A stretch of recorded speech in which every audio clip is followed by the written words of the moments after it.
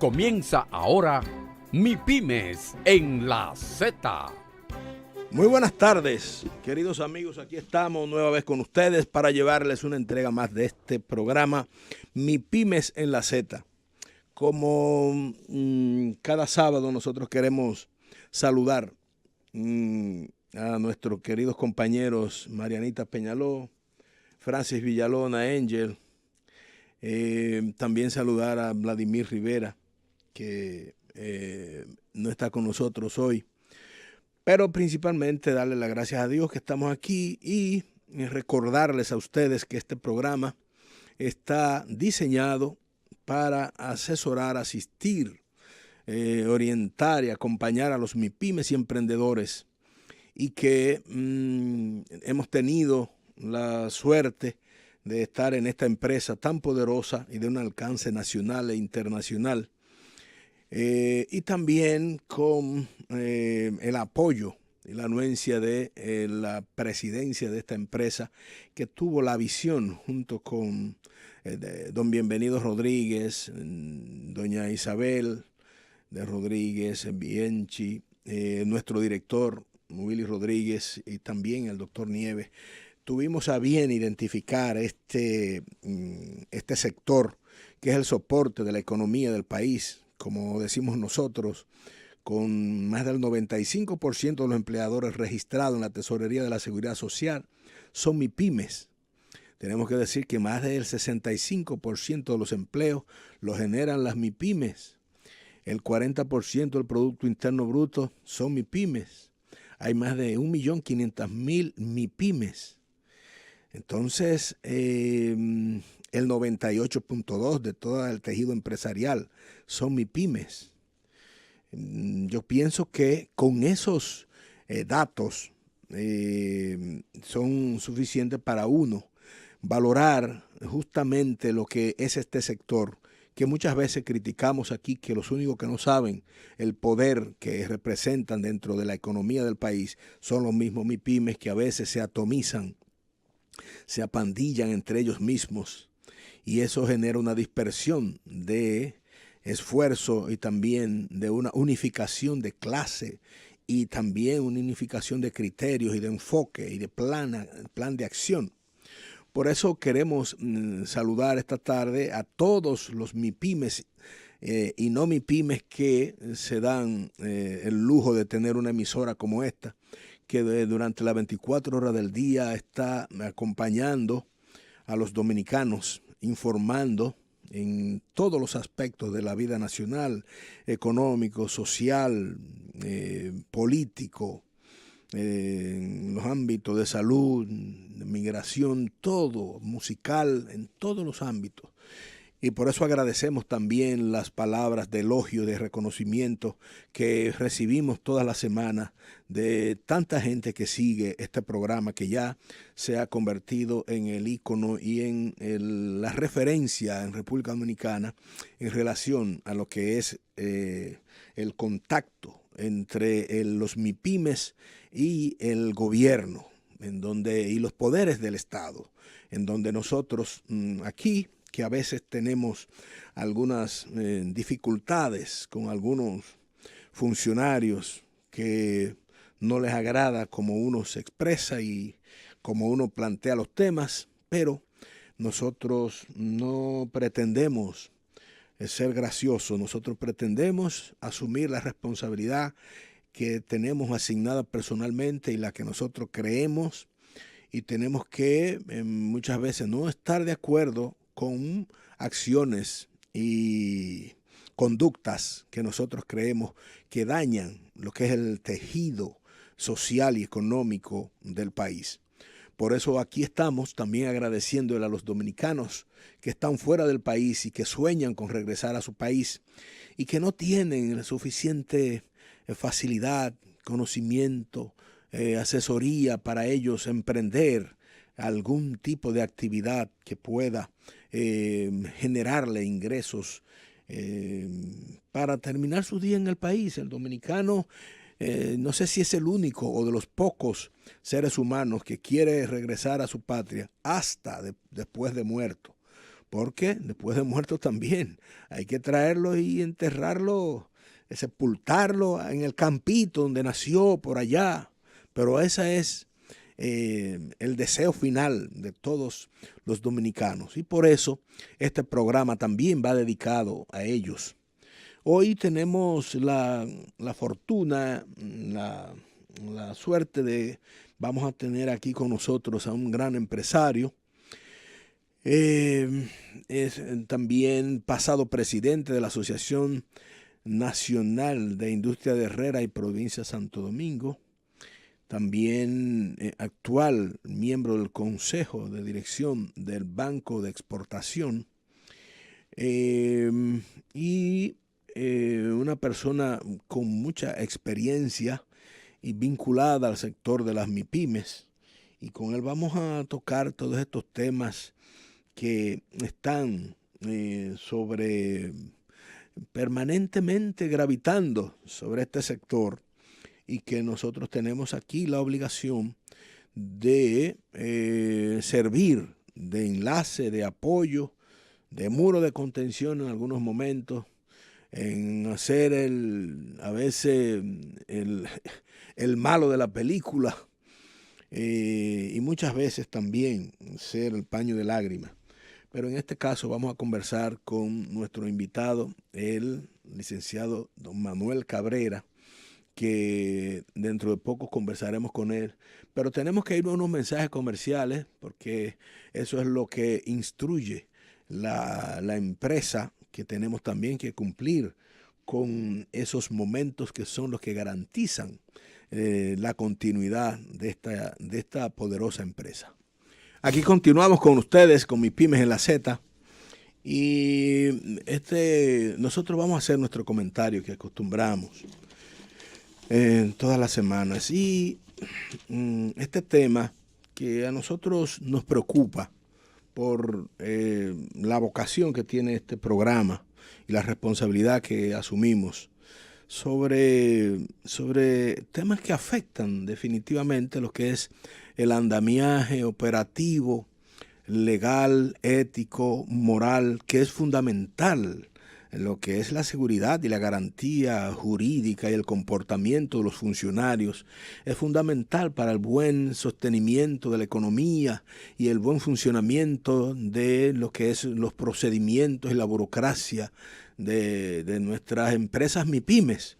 Y cualquier comportamiento inadecuado se refleja obligatoriamente por eso es que los organismos internacionales, el Banco Interamericano de Desarrollo, el Fondo Monetario Internacional, el Banco Mundial y otras entidades, le preocupa tanto el crecimiento, la estabilidad macroeconómica del país. El crecimiento este año vamos a estar en 6.4 por encima de todos los países de América Latina.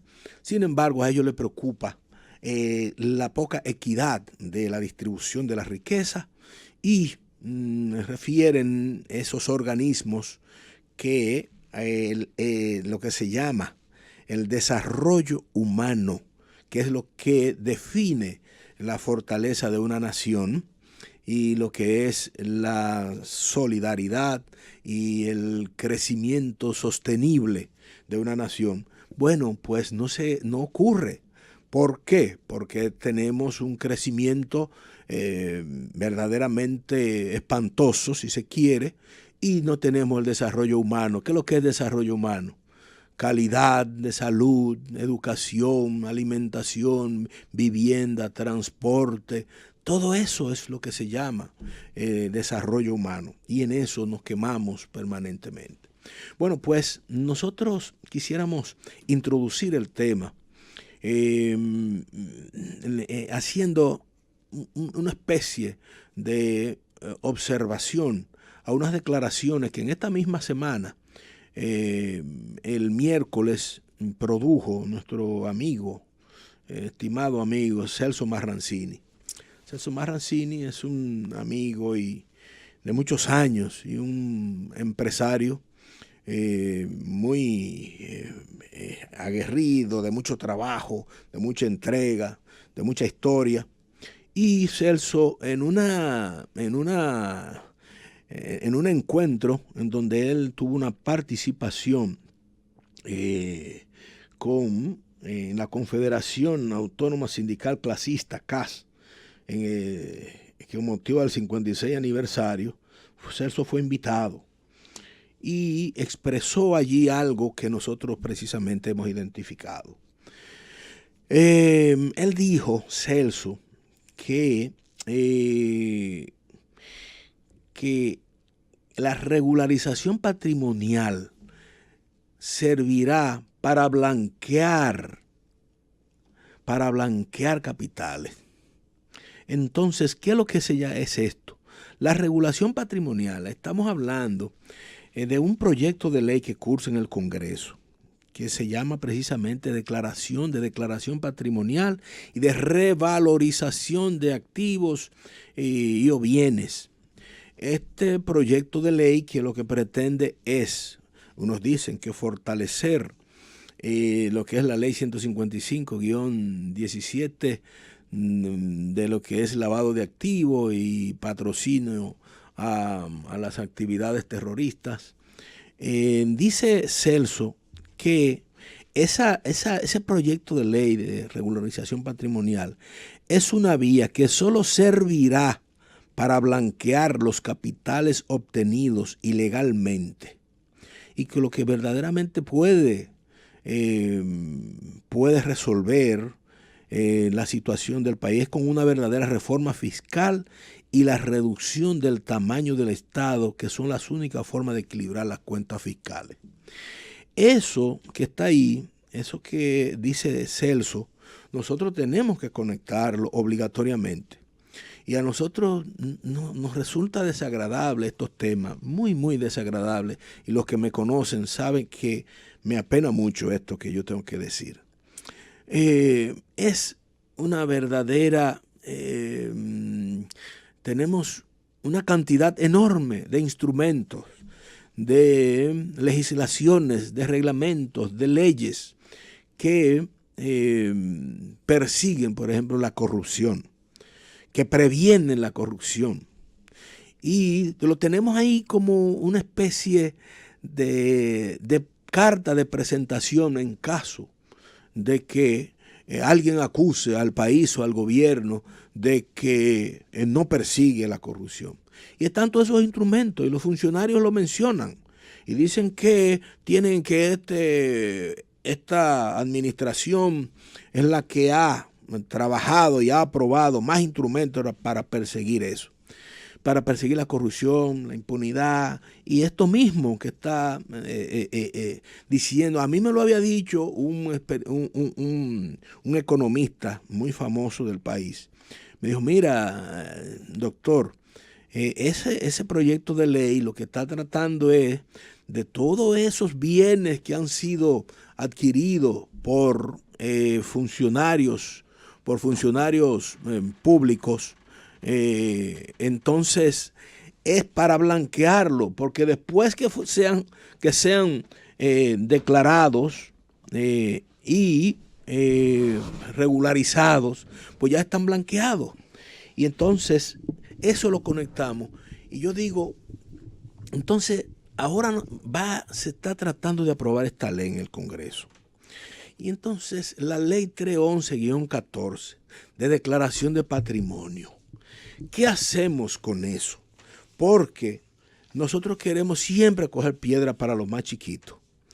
Y eso genera irritación, genera desconfianza, genera un rechazo a lo que es el quehacer de los políticos. ¿Por qué digo esto? Bueno, porque estamos envueltos en eso. Esa ley 311-14, que fue una iniciativa del senador Charles Mariotti, que le creó un tiempo de discusión hasta que se aprobó. Bueno, es otro instrumento más, porque la misma Cámara de Cuentas ha declarado que hay más de 1000 y pico funcionarios. El mismo presidente en un momento también se refirió, penosamente el presidente se introdujo en ese tema, que para mí no debió hacerlo, y hasta amenazó a los funcionarios que no hicieran la declaración, no pagarle, y tuvo que olvidarse de eso y retirar. Ahí siguen las mismas cosas. Y ahora vemos este tema de nuevo. Y entonces nosotros decimos, entonces le van a caer atrás con este proyecto de ley de declaración de patrimonio y revalorización de los bienes a todos los dominicanos. Y entonces los funcionarios públicos que tienen ya una ley, entonces no funciona. Entonces, ¿para qué vamos a hacer más leyes? ¿Para qué vamos a hacer más leyes? Para que no funcionen, porque se aplica la ley de una forma. ¿Qué es lo que la ley establece? Esa ley 311-14. Esa ley, en lo que yo le voy a decir lo que tiene por objeto, es un sistema nacional automatizado y uniforme de declaraciones juradas de patrimonio para establecer instituciones responsables de su aplicación y jerarquizar su autoridad. ¿Quiénes son los funcionarios que están obligados para eso? Yo le voy a decir quiénes son. El presidente y el vicepresidente de la República, los senadores y diputados, así como los secretarios administrativos del Senado de la República y la Cámara de Diputados, los jueces de la Suprema Corte de Justicia, de los tribunales superiores administrativos y los demás jueces de orden judicial, los jueces del Tribunal Constitucional, los jueces del Tribunal Superior Electoral, el Procurador General de la República y sus adjuntos, y los demás miembros del Ministerio Público, los ministros y viceministros, el director, el defensor del pueblo, el gobernador y vicegobernador, gerente y contralor del Banco Central, los miembros de la Cámara de Cuentas de la República Dominicana, los miembros de la Junta Central Electoral, el director nacional de elecciones, el director nacional de registro civil, el Contralor General de la República, los administradores y gerentes de bancos estatales, alcaldes, vicealcaldes, regidores y tesoreros municipales, los directores y tesoreros de los distritos municipales, secretarios generales y los subsecretarios de la Liga Municipal Dominicana, los embajadores, cónsules generales de la República acreditados en otros países y representantes ante organismos internacionales, los administradores y subadministradores generales, los directores nacionales, gerentes generales y subdirectores de órganos centralizados y descentralizados del Estado, los presidentes, vicepresidentes, superintendentes y administradores de empresas estatales, los miembros de consejos de administración de órganos autónomos del Estado, los gobernadores provinciales, los jefes y subjefes de Estado Mayor de las instituciones militares, los oficiales generales y demás oficiales en posición de mando operativo de administración, el jefe y subjefe de la policía, los encargados departamentales, regionales y demás oficiales en posición de mando operativo de administración, los titulares de los cuerpos especializados de seguridad e inteligencia del Estado, los encargados departamentales y regionales y demás oficiales en posición operativo de administración, el presidente de la Dirección Nacional de Control de Drogas y los encargados departamentales y regionales, los miembros del Consejo Nacional de Drogas, los miembros del Consejo Nacional de Seguridad Social, el gerente general, tesorero y el Contralor de Seguridad Social, el tesorero nacional, el rector y vicerrector de la Universidad Autónoma de Santo Domingo, los miembros de la Junta Monetaria, los encargados de compra de las cámaras legislativas de la Suprema Corte de Justicia, de los ministerios y de las direcciones generales y otros órganos establecidos en el reglamento de la ley, los funcionarios de cualquier otra institución autónoma, centralizada, descentralizada del Estado que sea creada en el futuro y que sea administre. Ahí está. ¿Quiénes son los que tienen que hacer eso? Entonces nos hemos visto envueltos ahora en una discusión vergonzosa entre el presidente de la Cámara de Diputados. ¿Y usted sabe cuál es la discusión? De que fue a tiempo o no fue a tiempo. Esa es la discusión. Él dice que fue a tiempo. Yo tengo aquí una declaración, una copia de la declaración que establece que no, que fue a destiempo. Y entonces usted sabe lo que es lo desagradable que usted ver que el ejemplo, eso es como en una casa, que el papá quiere que el hijo no tome y entonces llega borracho a las 4 de la madrugada. ¿Cómo se puede? No se puede. No se puede usted enseñar con ese ejemplo. Y entonces se genera un escarceo y que la Cámara de Cuentas dice que no, que sí, y él dice que sí, que la declaró a tiempo. Pero ¿qué dice la ley? Mire, la ley dice que la declaración jurada inicial tiene que ser dentro de los 30 días siguientes a la toma de posesión. Y dice que cada vez que un funcionario público inicie su ejercicio o sea reelegido, tiene que presentar sus declaraciones públicas 30 días antes 30 días después de haber iniciado y también 30 días después de haber cesado en la función. Porque también hay una declaración inicial y una declaración de finalización, que son 30 días después. Ahora, ¿qué dice el artículo? El artículo 8 dice, el contenido de la declaración tiene que tener el nombre completo, identificación del lugar de trabajo, detalle de la cuenta corriente, información de membresía y de juntas o consejos administrativos, una cantidad de cosas que tiene que tener, pero hay algo muy importante. El inventario depositado por ese funcionario contendrá los soportes documentales que justifiquen la posición de los bienes declarados. Y para eso se creó un órgano que se llama la Oficina de Evaluación y Fiscalización del Patrimonio de los Funcionarios Públicos, que es un organismo especial de la Cámara de Cuentas, la cual tiene las funciones de comprobar la veracidad de la información contenida en las declaraciones juradas. Porque la gente cree, y se ha hecho ya una costumbre, que la declaración jurada es un papel que se inventa un funcionario público y aparece un contador público autorizado y un abogado, notario, que mandan eso. Y entonces hay una entidad creada para eso, para darle continuidad y comprobar la veracidad. Pero es importante destacar que cuando se encuentran algún tipo de irregularidad, entonces viene la parte de las sanciones. ¿Cuáles son las sanciones? Bueno, esto será sancionado con prisión de 1 año y 2 años de prisión y una multa de 20 o 40 salarios mínimos. Y entonces todo esto es una ley que si realmente se cumpliera completa, es una belleza lo que tenemos. Pero nada, se convierte todo en un relajo, que es un instrumento para decir que existe, pero no para probar. Y esas son de las cosas que hacen que el sistema de partido esté amenazado en su credibilidad y en la confianza de los dominicanos, y todo eso afecta a lo que es el aparato productivo nacional, la garantía de la seguridad jurídica, la posibilidad de las empresas avanzar, porque cuando ese malestar de comportamiento y conducta pública se disemina, pues no hay manera de que usted pueda avanzar en ninguno de los procedimientos para usted realizar ninguna actividad productiva en el país.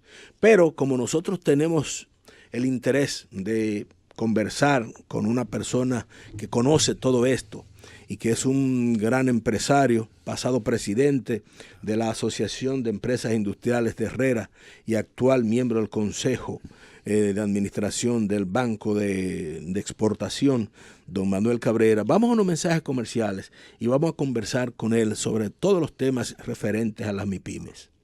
Estamos de nuevo con ustedes, aquí con MIPYMES en la Z, y como le habíamos prometido, vamos a iniciar nuestra conversación con nuestro invitado, el licenciado Manuel Cabrera, quien es pasado presidente de la Asociación de Empresas Industriales de Herrera, la provincia de Santo Domingo, y también miembro del Consejo de Administración del Banco de Exportación. Manuel, buenas tardes, ¿cómo te sientes? Buenas tardes, doctor. Muy complacido de estar compartiendo con usted este espacio que no he tenido la oportunidad de hacerlo, excepto creo que la primera vez cuando se inauguramos. Y no había podido volver porque yo los sábados tengo un compromiso que para mí es muy importante. Entonces no es negociable los sábados de la tarde. Lamentablemente la hora no es buena, pero tú sabes que ese golf me complace mucho compartir contigo en tus espacios. Bueno, Manuel, tú sabes que hay tantos temas que nosotros tenemos que tratar, pero nosotros queremos obligatoriamente iniciar, porque en República Dominicana hay una especie de celebración y de júbilo, porque nosotros hemos abierto nuestras relaciones diplomáticas con China, que teníamos relaciones comerciales y tenemos una balanza que es penosa. Nosotros importamos desde allá 2.000 y pico millones de dólares y no exportamos ni 100. Debo saludar a mi amigo Kelvin, que está por aquí con nosotros. Y un saludo también para Mitri Jiménez y todo ese equipo que nos da apoyo todos los sábados. Pues sí, te decía eso, pero hay una euforia en el país que entendemos que, bueno, ya todo lo pasado y que ahora viene la bonanza. ¿Qué tú crees, Manuel? ¿Cuál será el impacto, sobre todo sobre las MIPYMES? ¿Qué tú enfocas en tu experiencia internacional, que tú tienes mucha? Mira, ayer creo que leí unas declaraciones que dio Monseñor Grullón, que es un obispo de la Iglesia Católica, te la iba a mencionar. A quien aprecio José mucho. Dolores Grullón. A quien aprecio mucho porque es un hombre de San Juan. Un hombre muy dedicado a su diócesis, trabajador como pocos, muy involucrado en todo lo que son los procesos de ayudar a su comunidad a salir adelante. Y parece un empresario más que un obispo. Y tengo que compartir con él muchas de las opiniones que él dio, en el sentido de que tal vez, y quisiera de verdad creer que es así, estamos sobreentusiasmados con los efectos que va a tener esta relación con China, y creo que tú acabas de mencionar la parte más importante. Nosotros nunca dejamos de tener relaciones comerciales con China, hace mucho tiempo que la tenemos, y de hecho, el mejor ejemplo de eso es que estamos comprando actualmente más de 2.500 millones de dólares. ¿Y qué ha impedido entonces que nosotros podamos de buenas a primeras desarrollar los negocios en una forma que no lo hicimos? Pues entonces algo estaba fallando en el pasado, porque no había ninguna limitación para que pudiéramos hacerlo, y las relaciones diplomáticas necesariamente no va a implicar que vamos a poder mejorar esa situación en algunos aspectos. Tal vez yo tengo que reconocer que no soy suficientemente conocedor de aspectos que pudieran representar oportunidades, como por ejemplo el turismo. No hay duda que unas relaciones diplomáticas sólidas, bien llevadas, va a permitir que podamos tal vez promover algunas actividades nuestras con mayor énfasis, que permita que se le saque mayor provecho de esta relación. Y por otro lado, la posibilidad de atraer inversionistas chinos a montar empresas acá que puedan generar empleos. Y ahí ya te doy la respuesta de cómo tal vez pudiera ser una de las pocas oportunidades. Ahí es que el obispo entra en esa parte. Sí y no, porque él lo está analizando mucho en función de las empresas micros, que son básicamente las que tienen los chinos acá. Hay aspectos que tal vez él implicó en sus declaraciones que yo no tengo forma de opinar sobre ella, porque no la conozco. Ahora, la experiencia que he visto de otros países... Lo que quiso decir es que ellos no dan ni dice dónde ellos, exacto. Los chinos son aparentemente muy cuidadosos de sus actividades comerciales, y todas están orientadas a producir los resultados económicos que ellos necesitan. Pero bueno, la cuestión es que hablando de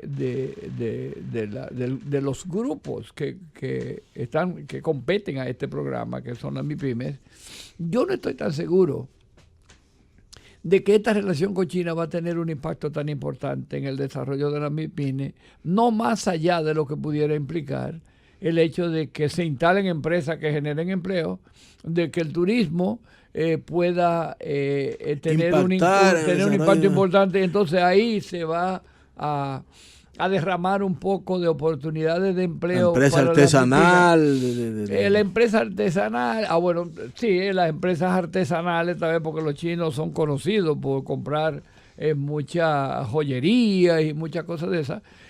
Tal vez, y vamos a esperar que sea así, y tal vez no vale la pena tomar demasiado tiempo sobre cosas que no conocemos mucho en profundidad. Ya tendremos que vivir y ver la experiencia, que ojalá no sea la que hemos tenido nosotros con las migraciones chinas que hemos tenido especialmente en el comercio, que han sido siempre temas de gran controversia y de muchas reacciones negativas, especialmente de los grupos de MIPYME, que son las que han sido más afectadas por la incidencia o por la actividad de los comerciantes chinos en el país. Ahora, Manuel, hay un tema que también se ha hablado y que es otro de los temas que ya se ha declarado que en los préstamos, estamos hablando de que China ofrece 600 millones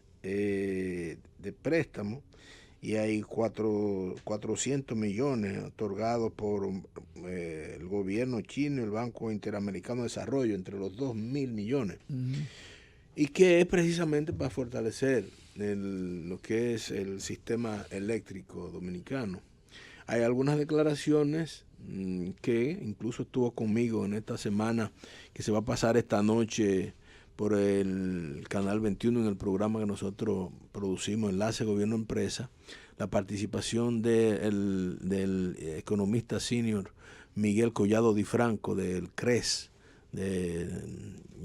Y entonces él decía que ese dinero, en la forma como está estructurada ahora mismo la administración de las EDES, que es una especie de supernumeraria y que hay unos gastos enormes, que no tendrá el impacto si no se corrigen todos esos males. ¿Qué tú opinas? Yo tengo muchísimo respeto por Di Franco, así como lo tengo por el grupo que trabaja en CRES. Es un grupo joven que son muy activos en el análisis de los asuntos económicos que afectan al país. Y estoy de acuerdo con él.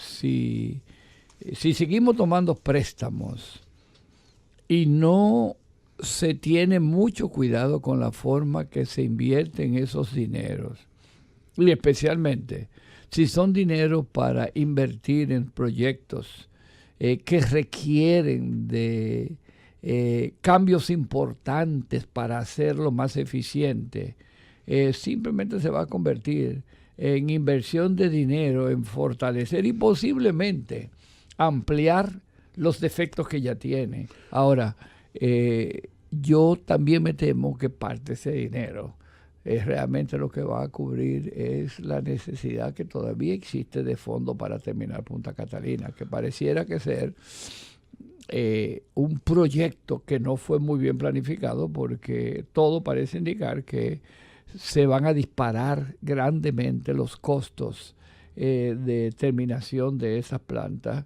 Y al final, pues, todos los críticos y todas las críticas que le hicieron van a resultar ciertas, lamentablemente. Bueno, tú sabes que el banco que iba a financiar eso desde Brasil, precisamente Bandex, echó para atrás y el gobierno tuvo que asumir la responsabilidad financiera de ese proyecto.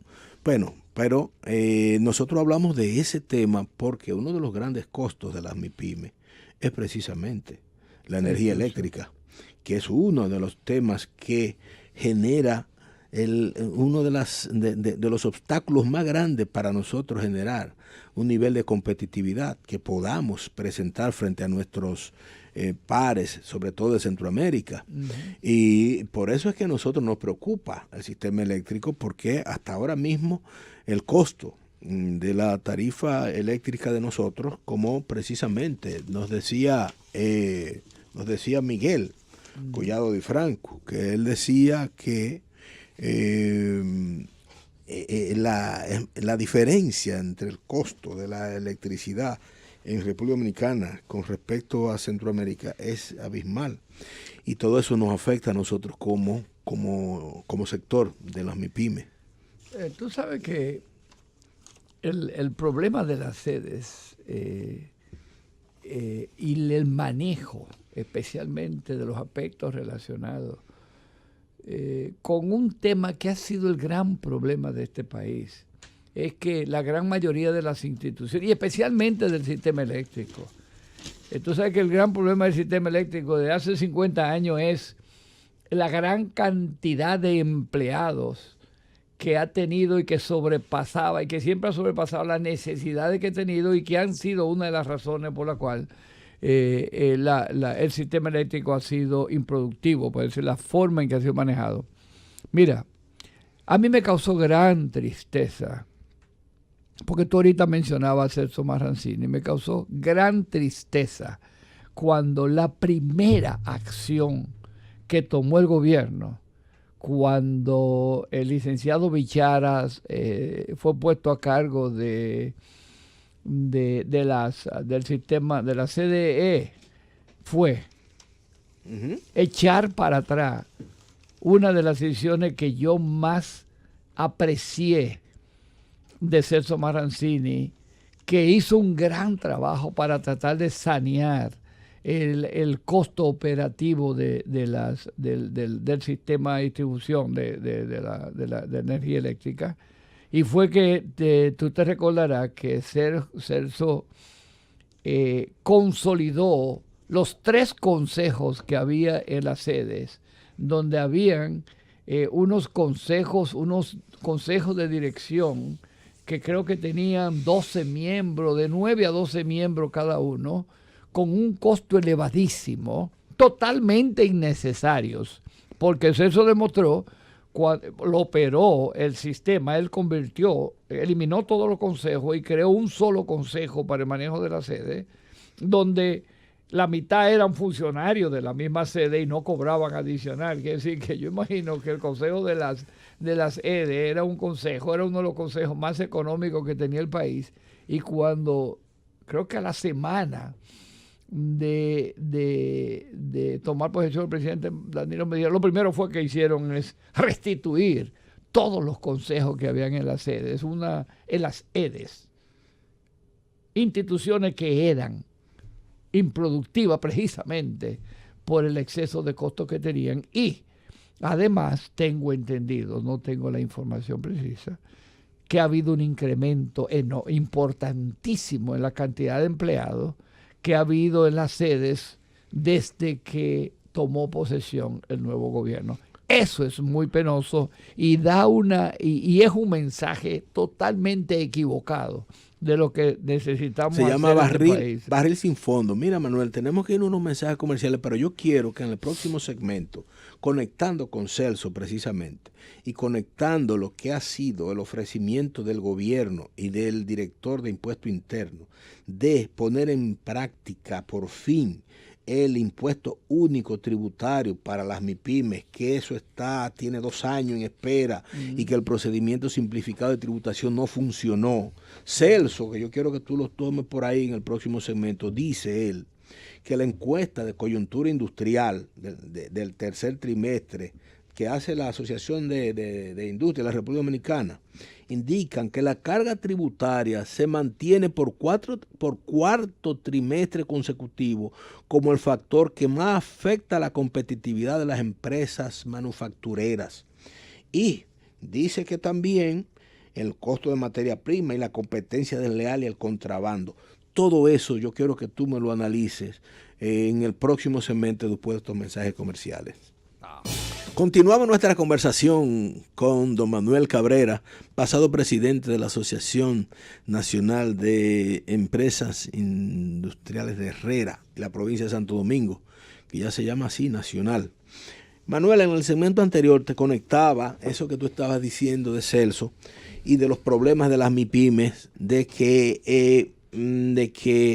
la encuesta de coyuntura industrial del tercer trimestre que hace la Asociación de Industria de la República Dominicana establece que la carga tributaria se mantiene por cuarto trimestre consecutivo y desde que se iniciaron esa encuesta de 2015 como el factor que más afecta a la competitividad de las empresas. Y esto lo conecto con la ausencia que no aparece todavía del impuesto único tributario que se está diseñando en la Dirección de Impuestos Internos, que no acaba de salir, que era para enero de este año y ahora es para enero del otro año. Mientras tanto, se han instalado nuevos formularios, el 606, 607, para complicar más lo que es la tributación. ¿Cómo tú observas esto?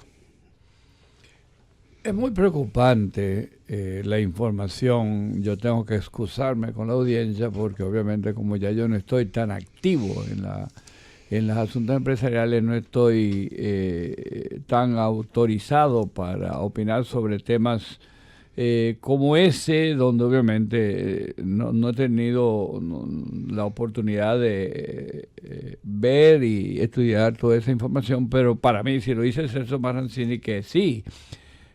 Además de ser un empresario muy activo, es también una persona que se mantiene muy al día en las asociaciones empresariales, tanto él como sus hijos, porque la verdad que los Maranzini son, y han demostrado con los hechos que son personas muy comprometidas con los asuntos del país.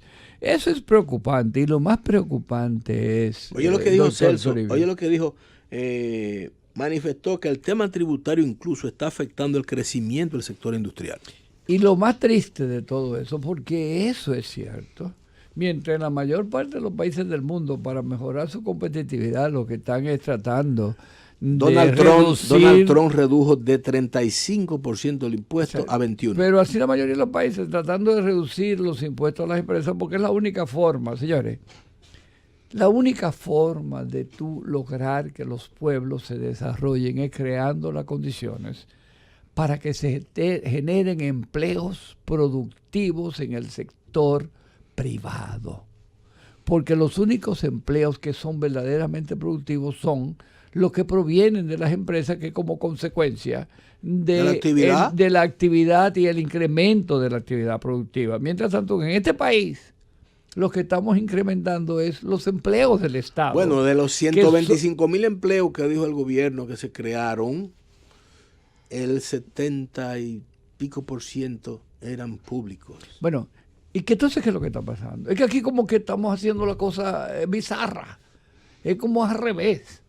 Porque en lugar de estar estimulando y creando las condiciones para que se generen más empleos en el sector privado, que son más productivos, que cada vez que tú generas y genera un empleo en el sector productivo, tú estás permitiendo que esa persona que es empleo se integre inmediatamente al sistema, para mencionarte un caso, al sistema contributivo de seguridad social, lo cual implica que automáticamente esa persona deja de salir del sistema subsidiado del Estado, que es el que cubre los gastos médicos de la persona que no son empleados.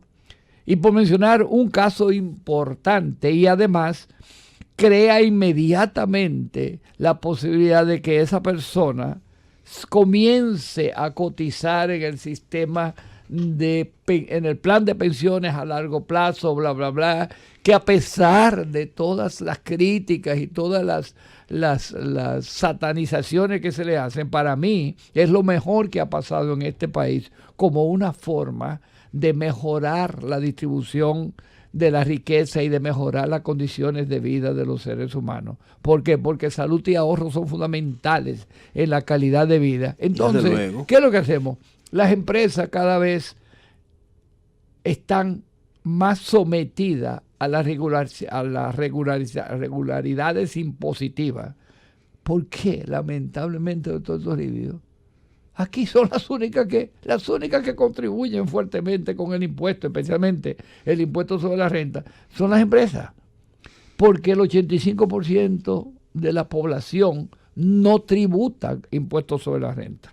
¿Qué tú dices, Manuel, sobre el impuesto, el 1% de los activos, el cobro del ITEVIS a los 30 días de facturar, el anticipo? Todos esos son factores que a quienes más perjudican son a las pequeñas y medianas empresas. y no son más que instrumentos que, como dice y como mencionó Pepín Corripio en varias presentaciones que hizo en meses pasados, y que creo que en tu otro programa lo estuvimos discutiendo, son